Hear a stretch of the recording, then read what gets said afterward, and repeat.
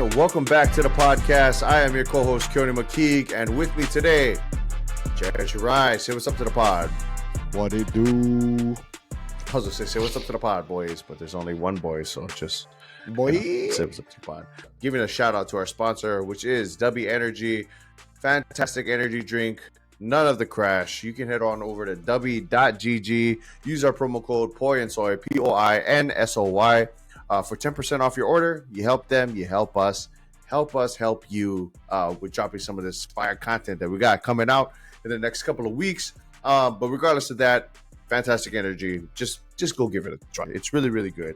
Speaking of energy, Team USA basketball had none of it heading into that Lithuania game. Obviously, that was kind of a determining factor for which team we would face in the next game after that. Jared, we've been on this train with Team USA, talking about the kind of basketball they need to play in order to compete.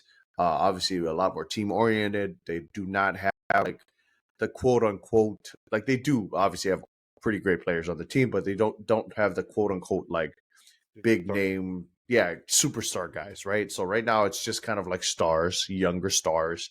What did you see from the Lithuania game that really kind of gave them the L in it for one, and two, was there anything that stood out to you as far as like how they played, if it was any different? I mean, you said it. Energy is like a big factor in any sport you're gonna play. For me, like when I talked about that name on the front, more important name on the back, like we got some big wins in pool play against nobodies, basically. Yeah. And so they thought, we walk over all these teams all the time and everything. And I think they just took it for granted. And they came out with the attitude of we're better than thou. And when hard work beats talent when talent doesn't want to work hard. That's literally one of the sayings that we always use. And that literally was what it looked like.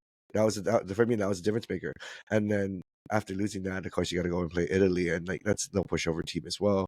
And so they said, "Hey, let's make a statement and come back with like we're really not that team. It was just a one-off, and we learned from our mistakes." And literally, that's what it was for me. Do you think that there's any validity? Because I do think there was a lot going around that Team USA lost the game, not on purpose, but they weren't as, I guess, motivated to win against Lithuania because of if they lost, they would end up with Italy instead of. I mean, honestly, when you're looking from a coach's point of view, you never want to lose. But when you look at it, sometimes it's like, man, this is the easier route to get to the gold medal or to the final. I didn't look at that when I went to boys nationals this past year, but I mean, us losing to a team that we probably shouldn't have lost to was the best thing that could have happened to us because of the way that our route to the final was. And and if you look at the one top bracket, look at the bottom bracket, we had the easier like route to the final. So I mean, I don't mind taking that into consideration just because, like, of course, like we said, we always want to win, but in the end, you're looking at the big picture of how, like, what you're trying to win, and if that's the better path, sometimes teams will take that path. Something that we've been pointing out that they're definitely going to struggle with in general, which has been the size difference. Like Lithuania had some big boys. On top of that, Lithuania could shoot lights out. Like that first quarter run, I think they went up 20-3 right off the rip. USA couldn't stop it. And that was one thing I started to notice, was that when we are going to play against these teams that are a little bit bigger and can shoot, and a lot of European teams, they got a lot of those, a lot of big dudes that can shoot, that will 100% factor into like whether or not we do good in these games, because one, we do not have the size, which we've been pointing out since the get-go, and two, I would say that our perimeter defense isn't the greatest, because yes, you do have certain guys who are stoppers, that's 100% for sure, but we are missing a lot of that defensive talent that I feel like our superstars sort of bring with them. So it was just an interesting thing for me to see. Lithuania, shout out to them. Like, that was some fantastic basketball, great ball movement, fantastic shooting. They were eating up the boards, and they were giving it to like Jaren Jackson. They were giving it to what's his name, Walker Kessler, to Bobby Portis. Like they were really, really working hard. Shout out to Bobby Portis though. I think he was the reason we kind of like were able to stay in it. And then obviously you had like the efforts of like, you know, kind of like Ant and yeah. So it was one of those things. Ant went off that game too. Yeah. That's why I said it's one of those things. Like I was like, we pointed out already, there are certain guys that are really standing out and there are guys that are not. Moving on from that though, you got to see what happened with USA and Italy. We obviously took the win by a large margin in that one. Italy is another one of those teams. Not too sure who they have on their team. Looking over their roster right now, you got some guys who made stops in the league, but not necessarily are like big names.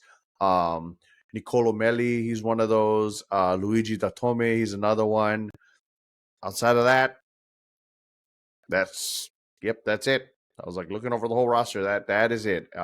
So what kind of stood out to you from that game? Anybody who stood out to you as far as playing wise, and did you see like, you know, I mean, obviously we win it by 40, so or almost 40. So, what are your thoughts from that one? For me, like man, you I think you put it perfectly.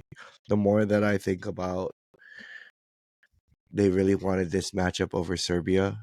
It's literally, you know what I mean? Yeah. The way we match up against Italy was way better than when we match up against Serbia, and this is exactly telling. You know, it's one of those like with Mikhail. It's nice to see Mikhail do Mikhail things, and you didn't need Ant to be the superstar this game. And I think he struggled in general. I mean, across the board, but at the same time, you've been asking him to do so much. Give him a break. You know, it's nice that, I mean, he still played 18 minutes, but at the same time, you want to be one of those where, hey, he's not going to be at every single game. And if everybody else and we're winning by a lot, like, hey, let him have it. Let him have his time to rest and everything. Halliburton, I think Nolan put it out there. I think he's going to be a nice addition there. Looking at Serbia, they got Bogdan. They got Nikola Jovic. They got... And so, like, you know, just looking over their roster, it's crazy. No, I mean, you just look over that side, like the size-wise. I mean, Lithuania, like you talked about it, you briefly touched on it. Like, we got out-rebounded, we got out-bodied, like, and you're going to play a team in Serbia like that. Like, that's not a good matchup for us right now. And the only time you want to see a team like that, honestly, is probably going to be in the final. And so maybe it was trying to elongate our run here to make the matchup better. Everybody starts talking on you when you start losing. So this is a great way to shut up the haters, to win by 37. And on top of it, I mean, it's everybody got a little bit involved. I mean, Cam Johnson was the only person that didn't score in this, but still got 10 minutes to play. So you got to empty your bench. You got people minutes where they should be getting minutes in the sense of they need game time, like game experience. And on top of that, like you got your superstars for this team at least showing out and then getting to rest somebody like Ant, because I think through the longevity of this run, that's going to be your guy. I mean, he goes out and he scores 35 for you. He's been scoring 20s and he's been the point getter, you know, and I think that's going to be super important down the run to give him the time off his legs. I'm glad we're on the same page. That'll do it for us here on your favorite basketball podcast, After the Buzzer. We thank you for joining us for this episode. I know it's been a minute. We're gonna get back on the train of uploading these things, so hopefully we'll, you know, not miss another week. But we thank you again for joining us on this episode. As always, it's been a pleasure. It's been a joy from all of us here at Poi and Soy. Bang bang.